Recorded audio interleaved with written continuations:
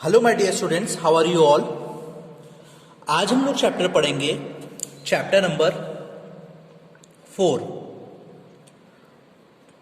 ठीक है, आज हम लोग चैप्टर पढ़ेंगे चैप्टर नंबर 4। हम लोगों ने ऑलरेडी चैप्टर नंबर 1, 2 और 3 कंप्लीट कर लिया है।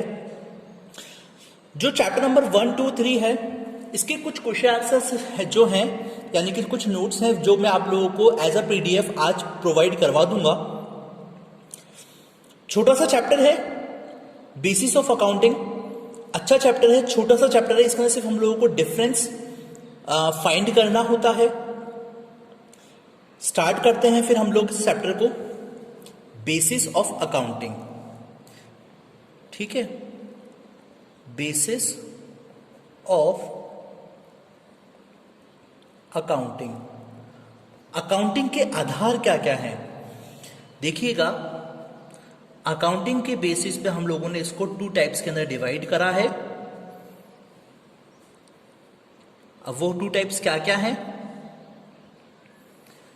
फर्स्ट है हमारा accrual basis of accounting. Accrual basis of accounting. ठीक है, एक्रूअल बेसिस अकाउंटिंग हम लोगों ने ऑलरेडी ये पढ़ रखा है, जो हम लोगों ने लास्ट चैप्टर के अंदर पढ़ा था कि एक्रूअल बेसिस अकाउंटिंग क्या होती है। ठीक है, और सेकंड होता है कैश बेसिस ऑफ अकाउंटिंग। ठीक है, ये एक्रूअल बेसिस ऑफ अकाउंटिंग जो है, ये होल वर्ल्ड, पूरी दुनिया के अंदर ये जो चीज है ये ऑप्ट की जाती है। इसको हम लोग डिफरेंस जो है इसका, वो अभी हम लोग करते हैं। क्या है इसका डिफरेंस देखिएगा जरा। फर्स्ट इसका जो डिफरेंस है वो डिफरेंस ये है कि both cash and credit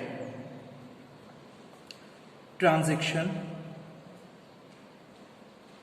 are recorded. यानी कि इसमें कैश भी ट्रांजैक्शन रिकॉर्ड किए जाते हैं और क्रेडिट ट्रांजैक्शन भी, उधार ट्रांजैक्शन भी इसमें रिकॉर्ड होते हैं।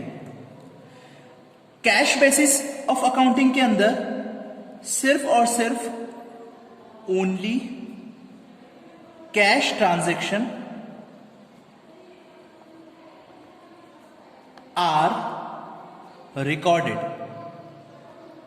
ठीक है, इसके अंदर सिर्फ और सिर्फ कैश ट्रांजैक्शन जो होते हैं वो रिकॉर्ड होते हैं। सिर्फ और सिर्फ कैश ट्रांजैक्शन होते हैं, वही रिकॉर्ड होते हैं।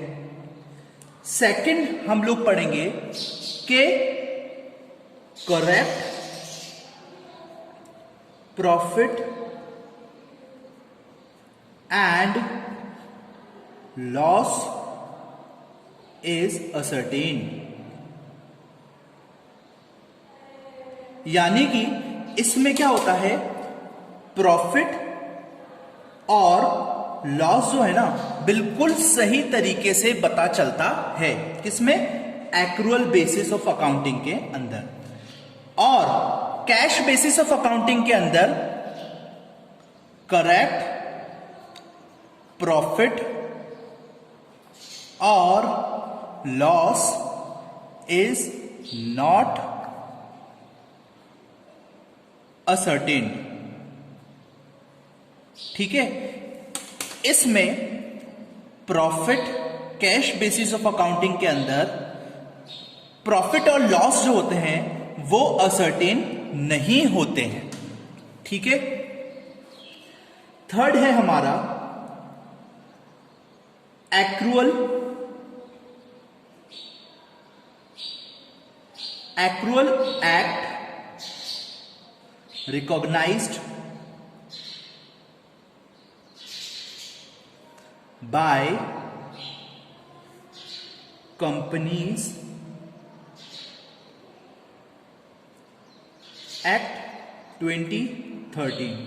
इसमें एक्रूअल जो एक्ट है, एक्रूअल एक्ट जो है वो कंपनी एक्ट 2013 से रिकॉग्नाइज्ड होता है। लेकिन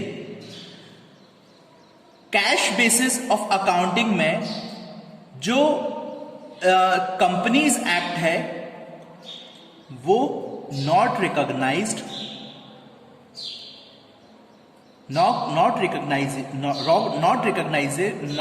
होता है, not recognised by company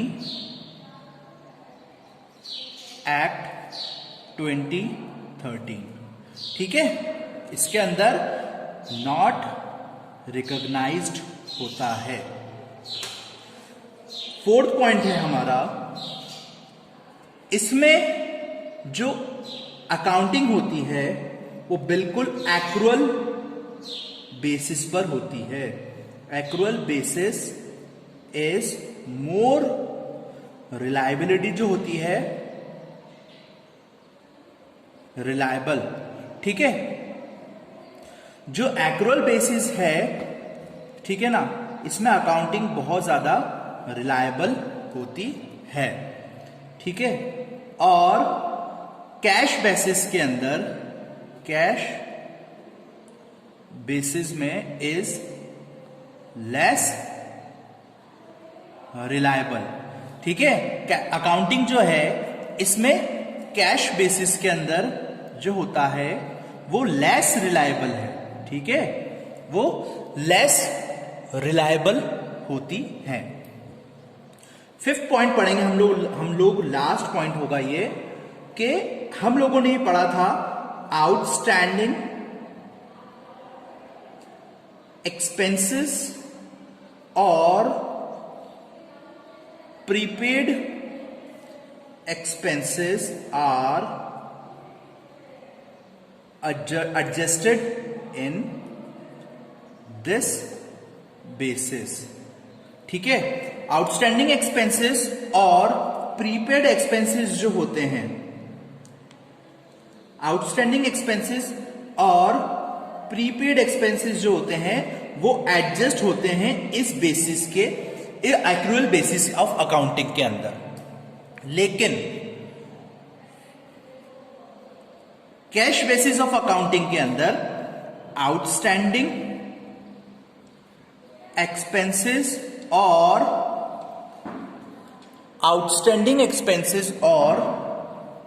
prepaid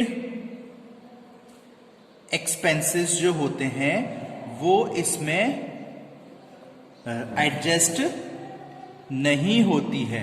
इसीलिए कैश बेसिस जो है वो ज्यादा चलन में नहीं होती है। एक्रूअल बेसिस जो अकाउंटिंग होती है वो ज्यादा चलन के अंदर यूज में आती है। तो बच्चों, आपने ये चीज देखी कि cash accrual basis of accounting क्या होती है, कैश बेसिस ऑफ अकाउंटिंग क्या होता है। ये छोटा सा चैप्टर है, हम लोगों को बस इसके अंदर यही जानना था कि एक्रूअल बेसिस और कैश बेसिस ऑफ अकाउंटिंग के अंदर डिफरेंस क्या होता है, जो मैंने आप लोगों को छोटा सा इसके अंदर समझा दिया है। इसका जो पूरा का एक पीडीएफ है वो मैं आप लोगों को पीडीएफ में ये पूरा पीडीएफ आपको व्हाट्सएप पे मैसेज कर भी दूंगा, अगर आप उसमें से भी समझ सकते हैं। अगर फिर भी आपको कोई प्रॉब्लम आती है तो मुझे व्हाट्सएप करके मैसेज करके पूछ सकते हैं। तो बच्चों, हम लोग मिलेंगे इसके नेक्स्ट पार्ट ऑफ वीडियो के अंदर। हम लोग पढ़ेंगे next chapter equation of accounting. ठीक है ना, तो मिलेंगे हम लोग नेक्स्ट वीडियो के अंदर। तब तक के लिए पढ़ते रहिए। Thank you, have a great day.